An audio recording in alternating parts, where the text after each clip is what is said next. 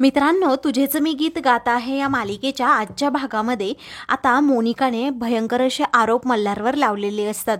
मल्हार आता खूपच चिडतो आणि म्हणतो की बस झालं मोनिका, अजिबात पुढे काही बोलू नकोस. अगं, ज्या माणसासोबत तू सुखदुःखाचे क्षण घालवलेस, 7 वर्ष ज्याच्यासोबत संसार केलास, तो अगदी उत्तम प्रकारे ज्या माणसाच्या मुलीची तू आई आहेस आणि त्याच्याबद्दलच तू असं बोलतीये. त्या मंजुळाबाई आहेत त्या वैदही नाहीत. अगं, त्या मंजुळाबाईंच्या गुरुपदाचा तरी आदर तू ठेवायचास ना. मला मान्य आहे की लग्ना अगोदर माझं वैदहीवर प्रेम होतं, तेव्हा तो आता जीव तोडून तिला सांगत असतो, कळकळीची विनंती करत असतो. अगं, ह्या मंजुळाबाई आहेत आणि ती माझी वैदही होती आणि तिला जाऊन आता 9 वर्ष झाले आहेत आणि तू अशी काय वेड्यासारखी बडबड करतेस. तेव्हा आता मोनिका खूपच रागात म्हणते, अरे ती वैदही होती, ही मंजुळा आहे, हे मी कशावरून ठरवू? ही मंजुळा आहे हे तू सांगतो म्हणून मी ऐकू का? असं म्हणून ती मल्हारवर पुन्हा एकदा अविश्वास दाखवते आणि तेथे असणाऱ्या सर्वांनाच विचारते, तुमचा तरी या गोष्टीवर विश्वास आहे की नाही? तर मोनिका म्हणते, मल्हार, तुला असं वाटतं ना की माझा काहीतरी गैरसमज झालाय आणि तुझं सगळं काही बरोबर आहे.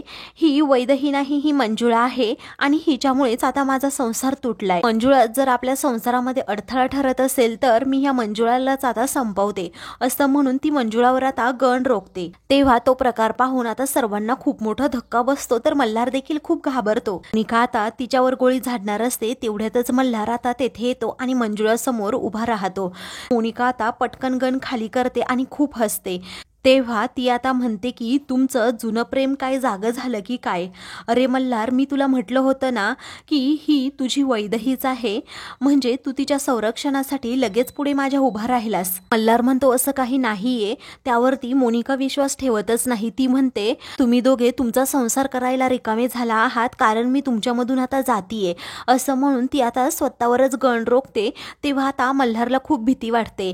तेथे असणारे सगळेजण आता मोनिकाने केलेला हा तमाशा पाहतच असतात. मल्हार आता पटकन मोनिकाच्या हातातून ती गन घेणार असतो, पण मोनिका आता ऐकायला तयारच नसते. ती मल्हारलाच उलट पुरून उरते. तेव्हा त्या दोघांच्या झटापटीमध्ये त्या गनमधील एक गोळी आपोआपच सुटते आणि ती थेट झुंबरला लागते. त्यामुळे ते झुंबर देखील खाली पडतं. सगळ्यांना आता खूप मोठा धक्का बसतो. तर मल्हार आता मोनिकाच्या हातातून ती गन घेत सणासण तिच्या 2-3 कानाखाली मारतो. मोनिका आता रडत असते. तर मल्हार म्हणतो, अगं मोनिका, मी तुझ्याबरोबर संसार केला, मी प्रामाणिकपणे तुझ्या सर्व इच्छा मी पूर्ण केल्या. तुला धोका देऊन मी कधीही दुसऱ्या परस्त्रीकडे पाहणार सुद्धा नाही, हे तर तुला माहीतच असेल. पण तू हे काय केलंस? अगं, आपल्या विश्वासाला यामुळे तडा गेलाय. तेव्हा मोनिका फक्त रडत असते. आता मल्हार रडतच म्हणतो, माझी वैदही होती ना, पण ती 9 वर्षांपूर्वी गेली. वैदहीचं आणि माझं नातं हे जगावेगळं होतं. नातं कुणालाच समजणार नाही. आमचं नातं हे खूप पवित्र होतं आणि माझी वैदही अगदी फुलासारखी नाजूक होती. ह्या मंजुळाबाई आहेत, मला माहितीये ते वैदहीसारख्या दिसतायत, पण अगं मंजुळाबाईमध्ये आणि वैदहीमध्ये फरक आहे. मी तुला आता किती वेळा जीव तोडून सांगू? असं म्हणून मल्हार हा मोनिकावर खूप भडकतो. तेव्हा आता विजय, आई आणि क्षमा हे देखील तिला समजावू लागतात की मल्हार नात्यांच्या बाबतीत असं कधीही वागणार नाही आणि तुला धोका तर देणार नाही. ह्या मंजुळाबाई आहेत. ती आता मंजुळा म्हणते, आमच्या गावाकडे म्हणतात ना, एक गोष्ट सांगते तुम्हाला. लाकूड तोड्या हा एखादी फांदी तोडायला जातो, तेव्हा त्याने ज्या फांदीवर पाय ठेवला आहे ना, त्या फांदीकडे त्याचं लक्ष असतं, कारण की फांदी तुटू नये आणि आपल्याच हातून आपलं मरण नाही यावं यासाठी, पण आपलाच विश्वास गमावू नये यासाठी. पण तुम्ही काय केलं? इथे तुळशीच्या लग्नाचा घाट घातला आणि संसाराचा पूर्णपणे बट्ट्याबोळ करून टाकला, कारण तुमच्या आता संसाराला तडा गेलाय. मंजुळाबाईंचं म्हणणं बरोबर आहे असं विजय आता म्हणतो. त्यानंतर मल्हार आता मोनिकाचा हात पकडतो आणि वैदहीच्या त्या फोटोजवळ घेऊन जात म्हणतो, ही आहे माझी वैदही, अगदी निर्मळ मनाची आणि प्रेमळ अशी स्वभावाची. अगं, तिच्यामध्ये काय होतं ना ते तुला नाही माहीत. मोनिका, तुझ्यामध्ये एकही गुण तो नाहीये. माझी वैदही दिसायला सुंदर होती, पण तिचं मन देखील तेवढं स्वच्छ होतं.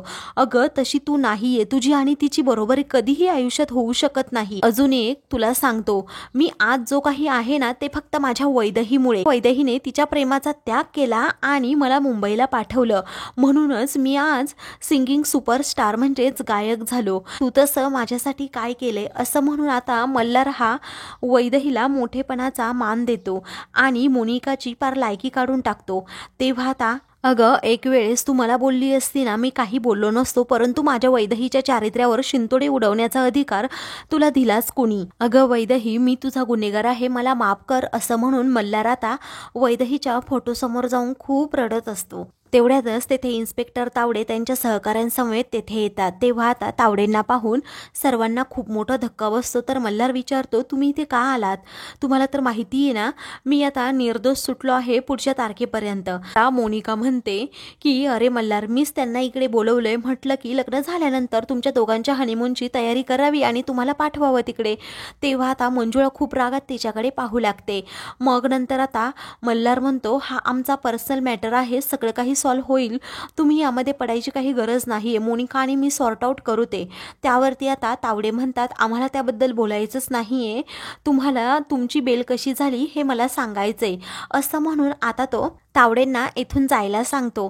त्यावरती आता तावडे म्हणतात, तुमची बेल कशी झाली हे मी तुम्हाला सांगणार आहे. असं म्हणून आता तावडे तो व्हिडिओ दाखवतात, जो व्हिडिओ ज्यामुळे मल्हार हा निर्दोष अगदी सिद्ध झालेला असतो, सुटलेला असतो. मग नंतर आता तावडे म्हणतात, हा व्हिडिओ तुम्ही निरखून पाहिलाच असेल, मग आता हा दुसरा व्हिडिओ पहा. तेव्हा मल्हार तो व्हिडिओ पाहतो, त्याला तर खूप मोठा धक्का बसतो, तो मंजुळाकडे पाहतच राहतो. तावडे म्हणू लागतात, हा तो व्हिडिओ आहे, त्या व्हिडिओमध्ये त्या दिवशी सुटला होता त्या आधीच्या रात्री हा व्हिडिओ शूट केलाय. मंजुळाला आता खूपच वाईट वाटतं, ती खूप घाबरते. तर मल्हार आता मंजुळाला म्हणतो, हे काय केलंस मंजुळाबाई तुम्ही? अहो तुम्हाला हे करायची काही गरज नव्हती, थोडाही विश्वास नव्हता का तुमचा माझ्यावर, न्याय व्यवस्थेवर? आता हा व्हिडिओ करून तुम्ही कंडिशन खूप क्रिटिकल करून ठेवली आहे. आता विजय, स्वरा, निरंजन मामा, मंजुळा हे सगळेजण खूप घाबरलेले असतात. पुढे तावडे आता म्हणतात, तुमच्या सेवेची पुन्हा आम्हाला संधी मिळणार आहे, त्यासाठी तर आम्ही तुम्हाला इकडे घ्यायला आलोय.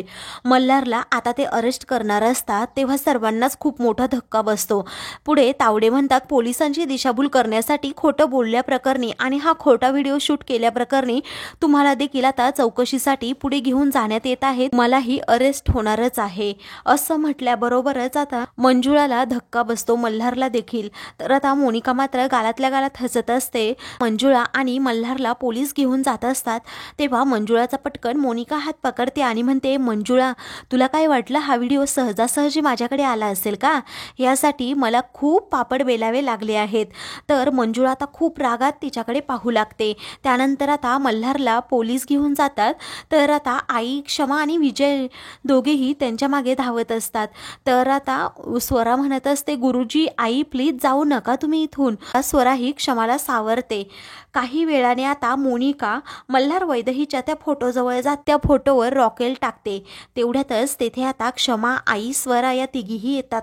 तर आता वेड्यासारखी मोनिका करत म्हणते की तुला मरून 9 वर्ष झाले असतील मला माहितीये, पण तुझ्या चितेला अग्नी मीच देणार वैदेही. आता तुझी एकही आठवण या घरात आता शिल्लक राहणार नाही वैदेही. तेव्हा आता इकडे स्वरा ही क्षमाला मिठी मारते आणि म्हणते, माझ्या आईचा फोटो, बाबांचा फोटो मनुका काकू ही जाळून टाकतीये, मी काय करू? असं म्हणून स्वरा ही पुढे पळू लागते. तेव्हा क्षमा तिला अडवते आणि म्हणते, वैदेहीची सर्वात मोठी आठवण म्हणजे तू आहे आणि तुला आम्हाला जपायचंय. आता त्या वैदेहीच्या जळणाऱ्या फोटोकडे इकडे मोनिका सारखी रागात पाहते.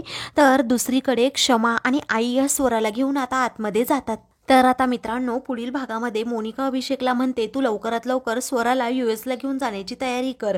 दुसरीकडे आता मोनिकाच्या कचाट्यात स्वरा सापडायला नको. आता क्षमा फोनवर बोलत असते. तेव्हा मोनिका ते बोलणं ऐकत आता बाहेरून दाराला कडी लावते. तेवढ्यातच स्वरा तेथे येते. तर स्वराचं तोंड दाबून आता मोनिका ही तिला दुसरीकडे घेऊन जाते. अशाच मालिकेंचे पुढील भाग पाहण्यासाठी चॅनलला सबस्क्राईब करा.